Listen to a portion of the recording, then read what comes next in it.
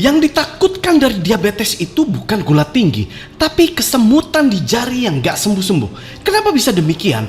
Karena kesemutan yang gak sembuh-sembuh adalah indikator diabetes sudah berada di stadium 3, di mana telah terjadi kerusakan sistem saraf perifer atau sistem saraf tepi.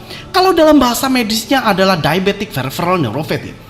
Jadi, jika Anda penderita diabetes, coba Anda rasakan atau tanyakan kepada orang tua, pasangan, atau orang terdekat Anda yang memiliki riwayat diabetes, apakah jari-jari tangannya atau jari kakinya kebas gak sembuh-sembuh? Kalau iya, berarti sistem saraf perifernya mengalami kerusakan.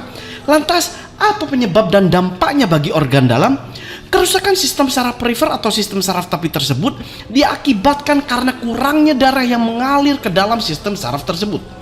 Kurangnya aliran darah tersebut disebabkan oleh penyempitan atau penyumbatan pembuluh darah arteri oleh timbunan plak-plak glukosa dan natrium atau plak-plak yang berasal dari kombinasi glukosa dan kolesterol. Di mana ketika saraf perifer rusak, maka fungsi sebagai indera perasa akan terganggu. Inilah yang menyebabkan kebas di bagian jari tidak sembuh-sembuh. Seperti yang kita ketahui bersama, ketika pembuluh darah ini menyempit atau tersumbat, maka suplai darah yang berfungsi mengantar nutrisi, mengantar oksigen, dan hal-hal lain yang dibutuhkan oleh sebuah jaringan tidak dapat terpenuhi. Inilah yang menyebabkan sistem saraf perifer atau sistem saraf tepi lama-kelamaan akan mengalami kerusakan karena kekurangan suplai nutrisi, suplai oksigen, dan lain-lain. Padahal kita tahu bersama bahwasanya salah satu fungsi saraf tepi adalah sebagai indera perasa. Jadi, ketika saraf tepi bermasalah, maka indera perasa akan terganggu. Awalnya kebas, tapi jika kita mengabaikannya, maka saraf perifer atau saraf tepi ini akan mengalami kerusakan total. Sehingga inilah yang akan menyebabkan tubuh mengalami mati rasa. Dengan kata lain, sebenarnya kebas di jari-jari ini adalah sebuah peringatan dari tubuh kita bahwa ada yang rusak pada bagian organ dalam kita. Sekali lagi, kalau kita mengabaikannya, maka lama-lama pasti akan mati rasa. Kemudian timbullah penyakit-penyakit komplikasi diabetes seperti jantung, kebutaan, gangren, atau perseneleng letoy, dan lain-lain. Jadi penyakit itu bukan tiba-tiba datang, tapi selalu ada proses dan peringatan dari tubuh kita. Cuma kadang kitanyalah yang mengabaikannya.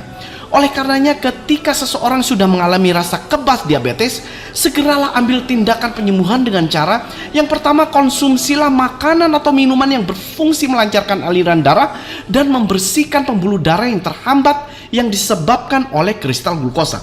Tujuannya adalah supaya aliran darah, suplai nutrisi, suplai oksigen, dan lain-lain kembali normal. Sehingga ketika suplai aliran darah ini lancar, sistem saraf perifer dan organ dalam akan kembali normal. Yang kedua adalah konsumsi makanan yang banyak mengandung nutrisi seperti quercetin, flavonoid, glikosida, asam amino esensial, vitamin A, B, C, D, E, K, mineral makro, 46 jenis antioksidan hebat, dan 46 jenis fitonutrien.